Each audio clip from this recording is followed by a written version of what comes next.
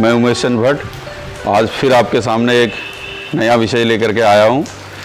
विषय हालांकि नया नहीं है, लेकिन इसे बेसिक कह सकते हैं या शुरुआती विषय कह सकते हैं कि डेयरी व्यवसाय में जब हम कदम रखते हैं तो ऐसा कौन सा कारण है जो आपको इसकी तरफ आकर्षित करता है या आप डेयरी क्यों करना चाहते हैं। तो इसी विषय पे जो छोटी छोटी बातें हैं वो आपसे शेयर करूंगा, कुछ आपके साथ अपने अनुभव शेयर करूंगा, कुछ बातें आपके लिए हो सकता है उपयोगी हों। तो चलिए शुरू करते हैं। तो दोस्तों आज शुरुआत करते हुए मैं आपको कुछ बातें आप इससे अपना इवेल्युएट भी कर सकते हैं कि आप अपना आकलन कीजिए कि हमें डेयरी क्यों करनी है, कैसे करनी है। क्योंकि ये एक ऐसा विषय है, जब हम डेयरी का व्यवसाय करते हैं तो बाकी व्यवसाय और डेयरी के व्यवसाय में सबसे बड़ा फ़र्क ये होता है कि हमने इसमें जीवित पशुओं के साथ, जिन्हें लाइव स्टॉक कहते हैं, उनके साथ काम करना होता है। जिस तरह से हमारे अंदर सेंस हैं, उसी तरह से इन पशुओं में भी सेंस होता है। इन्हें भी हमारे प्यार दुलार की ज़रूरत होती है। अगर आपके अंदर इनके प्रति प्रेम है, लगाव है और आप इन्हें खुश रख सकते हैं तो डेयरी करें। अदरवाइज अगर आप इन्हें समझते हैं कि केवल दूध देने की मशीन है, हम इनसे चारा दाना या इनको सप्लीमेंट वगैरह खिला करके पाल लेंगे, इनसे दूध निकाल लेंगे, तो ना करें इसे। खा के इसे कितना सुकून मिल रहा है। असल में किसी भी काम को करने के लिए आपका उसमें दिल से लगाव होना बहुत ज़्यादा ज़रूरी है। व्यवसाय कोई भी छोटा बड़ा नहीं होता। आप किसी भी काम को अगर लगन से, दिल से, मेहनत से करते हैं तो उसमें कामयाब जरूर होंगे। लेकिन उसकी पहली शर्त है कि आपको ये तय करना होगा कि आपको इस व्यवसाय को क्यों करना है, आप इसके प्रति समर्पित भाव से इसे करने के लिए तैयार हैं या नहीं हैं। दूसरा, इसमें एक बहुत बड़ा कारण डेयरी जो अक्सर फेल हो जाया करती हैं, उसका ये है कि परिवार के सदस्यों की सहमति और उनकी सहभागिता, ये बहुत ज़्यादा ज़रूरी है। आप कर रहे हैं, आपके फैमिली मेम्बर्स इसमें आपको सपोर्ट नहीं कर रहे हैं या नहीं, परिवार के बाकी लोग इस व्यवसाय को करने के इच्छुक हैं, तो भी आप डेयरी नहीं चला सकते। और बहुत सारी डेयरी खुलती हैं हिंदुस्तान में आज की डेट में। रोज़ 100 डेयरियाँ खुलती हैं तो 90 उसमें से बंद भी हो जाती हैं। तो ये इसके लिए सबसे पहला और महत्वपूर्ण ये आप बिंदु गांठ मार के रख लें कि आपको पशुओं से लगाव होना चाहिए। आपका पूरा परिवार उसमें समर्पित भाव से, आपका पूरा परिवार उसमें सहयोग करने वाला हो, चाहे आप छोटा व्यवसाय करें चाहे बड़ा व्यवसाय करें।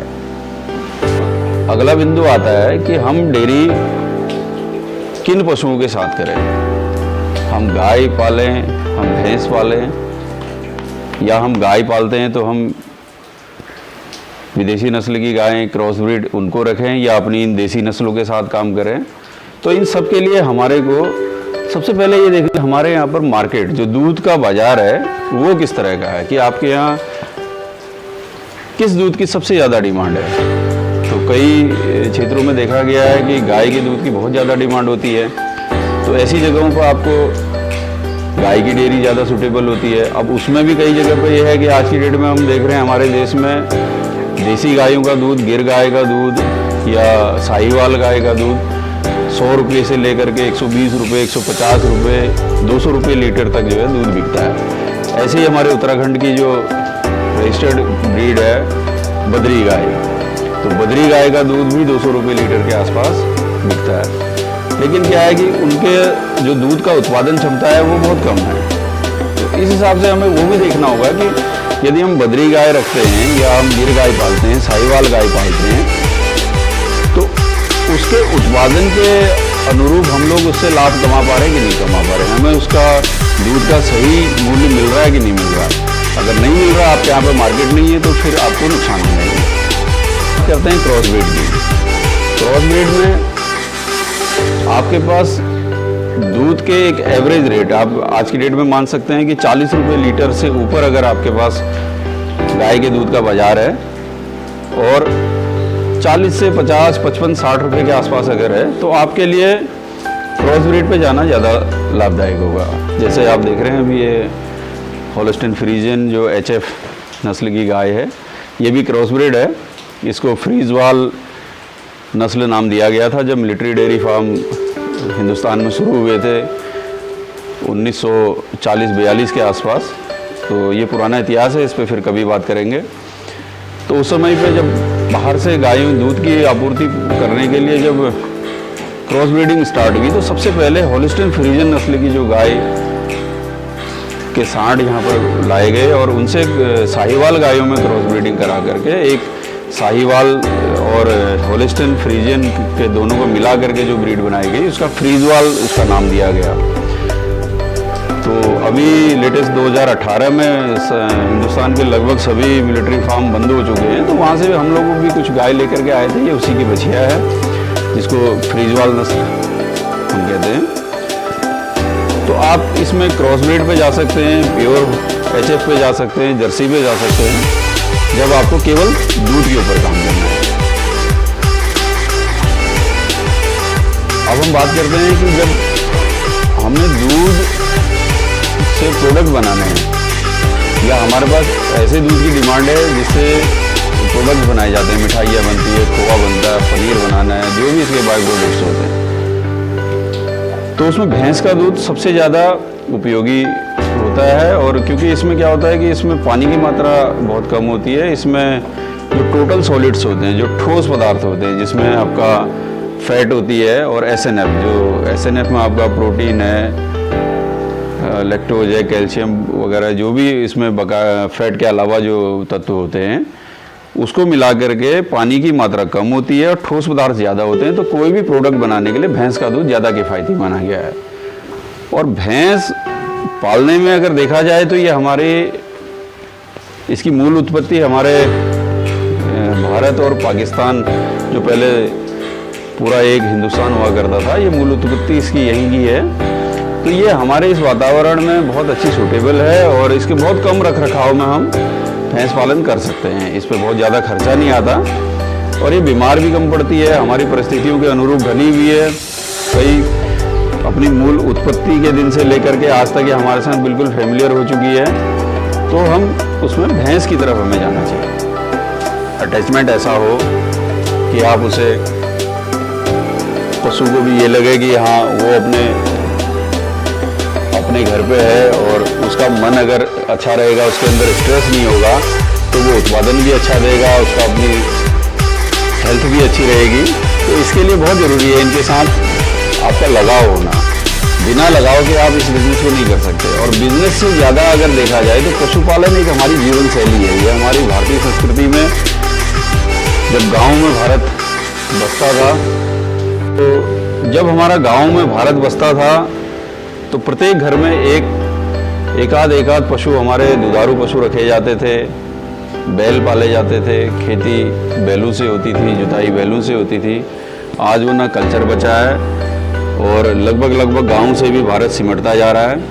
गाँव में भी लोग पशुपालन में अब रुचि रखना लोगों ने कम कर दिया है, लेकिन दूसरी तरफ इसे व्यवसाय के रूप में लेने में लोग बहुत आतुर दिखाई देते हैं। अक्सर देखा जाता है कि कोई भी व्यक्ति कोई दूसरा व्यवसाय कर रहा हो या रोजगार के दूसरे कोई कार्य कर रहा हो, कोई प्राइवेट जॉब कर रहा हो, तो सबके लिए आज पहला जो अगर वो देखता है कि यार हमें अगर बिजनेस करना है तो बोला डेयरी व्यवसाय करना है। तो डेयरी में लेकिन वो मूल बातें ये इस चीज़ का ध्यान नहीं रखते कि हमें डेयरी क्यों करनी है, कैसे करनी है, या हमारा जो इनके साथ अटैचमेंट है वो कैसे होना चाहिए। तो मैं पहले ही कह रहा था कि ये केवल एक मशीनरी वाला व्यवसाय नहीं है कि आपने एक फैक्ट्री लगा ली, उसमें कुछ मशीनें रख दी, उसमें आप तेल पानी डाल रहे हैं, चला रहे हैं और उसके बाद आपको प्रोडक्शन मिल रहा है। इनके साथ ये लाइव स्टॉक हैं, इनके साथ इनमें भी भावनाएं होती हैं, इनका भी मन है,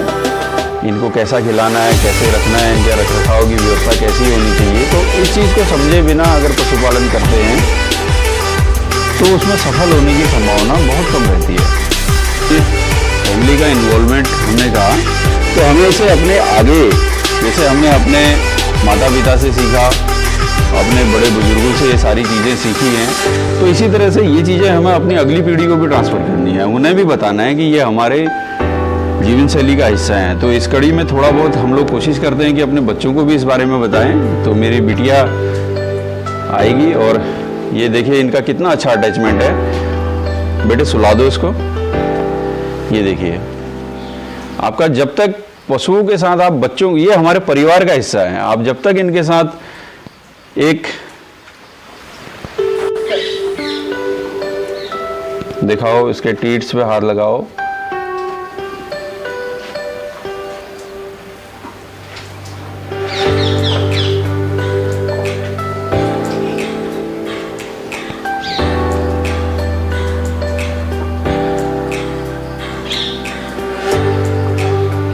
चलिए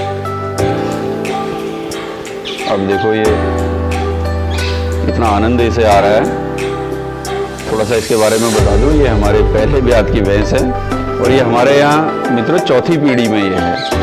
इसकी पिछली 3 पीढ़ियाँ भी हमारे पास रही हैं और इसकी 5वीं पीढ़ी में इसकी 10 महीने की कटिया भी हमारे पास है। वो भी लगभग इसी की तरह से है, तो बचपन से हमारे साथ हमारे घर पर पैदा हुई, हमारे साथ रही है। आप इसका प्यार देख सकते हैं हमारे लिए। ये देखिए अब इसे नींद आने लगी है।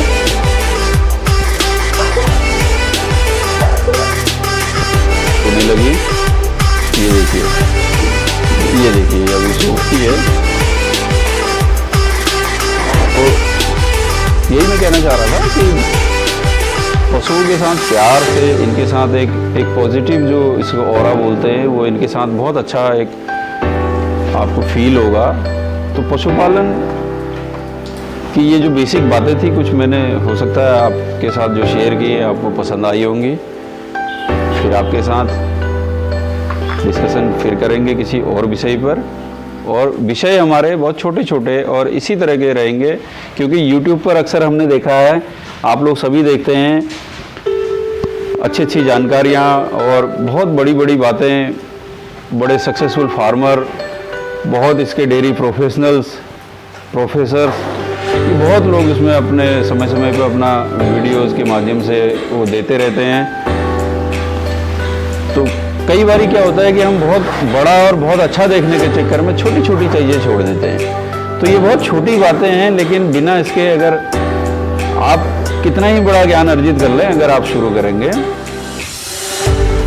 हमने आपको दिखाया जो हमारी चंदा के साथ मेरी बेटी को आपने देखा, ये उसकी बेटी है, इसकी उम्र 10 महीने है और जैसे मैं बोल रहा था कि ये बिल्कुल अपनी माँ पे गई है। अभी आप देखेंगे मेरे बातचीत करते करते ये बैठ जाएगी। इसका नाम हमने सिमरन रखा हुआ है। अगर मैं इसे दूर से थोड़ा सा आवाज़ देता हूँ तो बिल्कुल उसके अपने नाम पहचानती है। सिमरन,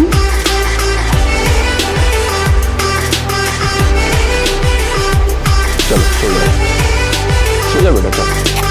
ये देखिए अब ये भी सोने लगी। मैंने उससे कहा था ना, ये बिल्कुल अपनी माँ की तरह हो रही है। चल बेटा सो जा, पूरा सो जाओ। हाँ सो जा फिर। ये देखिए, तो मित्रों पशु भी प्यार का भूखा होता है। हाँ चलो चलो चलो। से मस्ती सूझ रही है।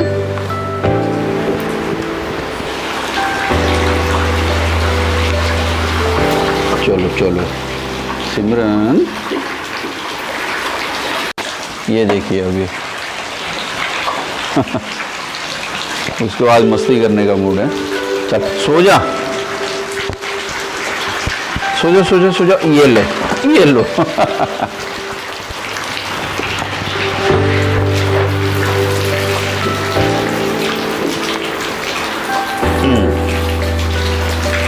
कि हमारा देखिए पशुओं का हमारे प्रति कितना एक अटैचमेंट ऐसा हो जाता है कि इन्हें पूरा भरोसा हमारे ऊपर जब हो जाता है, तो ऐसे में थोड़ा बहुत चारा दाना कम भी हो जाए ना तो चल जाता है। लेकिन इनके साथ ये अटैचमेंट होना बहुत ज़रूरी है। केवल पशुओं को मशीन की तरह ना पालें, उनके साथ थोड़ा अटैचमेंट रखें।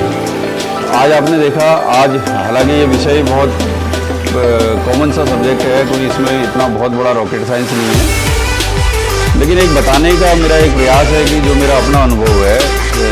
मैं पिछले, जब मेरी उम्र 10-12 साल की उम्र रही होगी, तो मेरा एक शौक़ जो पशुओं के प्रति इनसे लगाव, मेरा शौक़ जो था, तो आज भी भी मैं उसी सेक्टर में कर रहा हूँ, कुछ ना कुछ लगा रहता हूँ। 6वीं क्लास में पढ़ता था तो मैंने गायों का, भैंसों का दूध निकालना सीख लिया था। तो ऐसा हम ये नहीं कह रहे कि आप अपने बच्चों को अभी से उसमें आप सिखाइए या ये कह रहे, लेकिन एटलीस्ट उन्हें बताना ज़रूर है कि ये हमारे कैसे हमारे जीवन शैली में ये शामिल हैं। और जो नहीं कर पा रहे पशुपालन, कोई बात नहीं, मजबूरियां हो सकती हैं, लेकिन जो कर रहे हैं तो वो अच्छे से करें। आधे मन से पशुपालन ना करें, केवल उन्हें मशीन समझ के ना करें। बस यही मेरा संदेश है छोटा सा। बाकी बहुत सारे टॉपिक हैं, ये सिर्फ शुरुआत है यूट्यूब पर।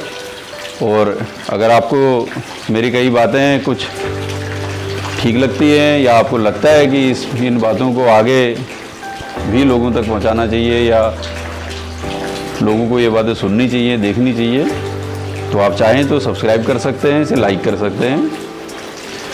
अच्छा ना लगे तो कोई दिक्कत नहीं, आपके साथ फिर धीरे धीरे इसी तरह से आगे बढ़ते हुए, और बेसिक के से ही बढ़ेंगे धीरे धीरे। आपको आने वाले समय में और भी बहुत सारी चीज़ें इस क्षेत्र में, जो भी हमारा अनुभव या और भी बहुत सारे जो इसमें एक्सपर्ट लोग हैं, अच्छे सफल डेयरी फार्मर हैं, यूनिवर्सिटी के प्रोफेसर्स हैं, वेटरनरी डॉक्टर्स हैं, तो उनके साथ भी इंटरव्यू आपको दिखाएंगे कि कैसे इसमें आगे व्यवसायिक रूप से इसे कैसे करना चाहिए, क्या करना चाहिए। हमारा उद्देश्य है कि पहले कम से कम बेसिक्स पे ध्यान दिया जाए। वो सब बाकी बातें हैं कि उसको कैसे करना है, क्या करना है, लंबा समय है। तो आपको बहुत बहुत धन्यवाद, आप लोगों ने सुना। नमस्कार, थैंक यू।